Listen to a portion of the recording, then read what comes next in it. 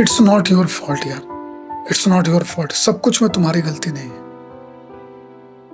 दुनिया में इतनी बड़ी दुनिया, इतने सारे लोग हैं, सबके अपने मसले, सब में तुम्हारी गलती नहीं। तुम अपने आप से भी सवाल पूछो।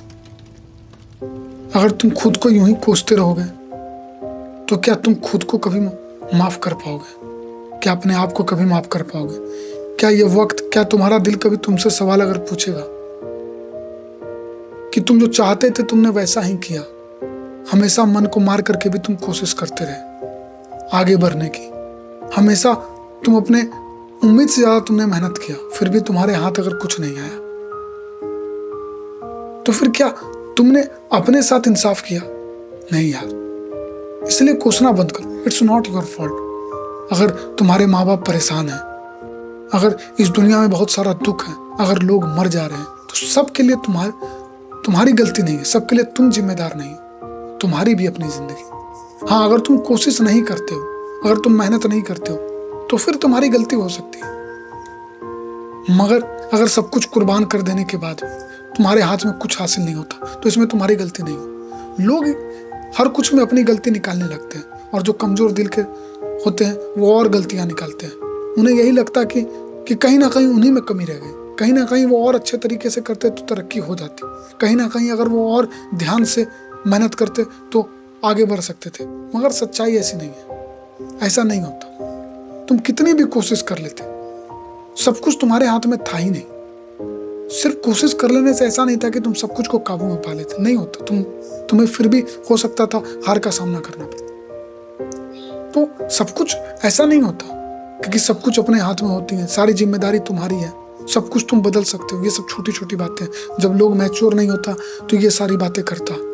मगर इसके उलट जिंदगी है, इसके उलट सारे शौक।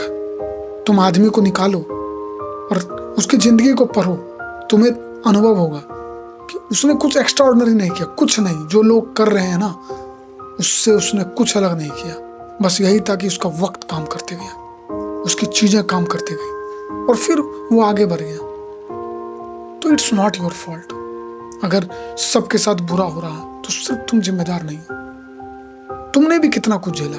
पूछो अपने आप से सवाल, क्या तुमने अपने वक्त को हमेशा दूसरों के लिए सोचने पर नहीं गुजार दिया?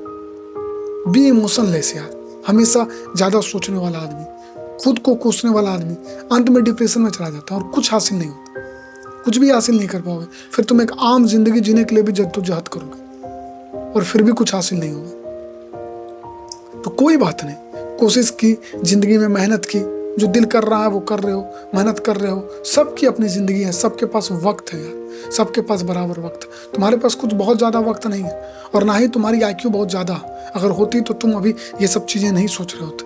तो तुम ऐसे भी एक नॉर्मल IQ के इंसान हो, एक नॉर्मल से घर में जन्म लिए हो, एक नॉर्मल से जिंदगी तुम जी रहे हो, और उसके बाद भी खुद को अगर तुम दोष देते रहोगे, कोई बात नहीं है। It's not your fault.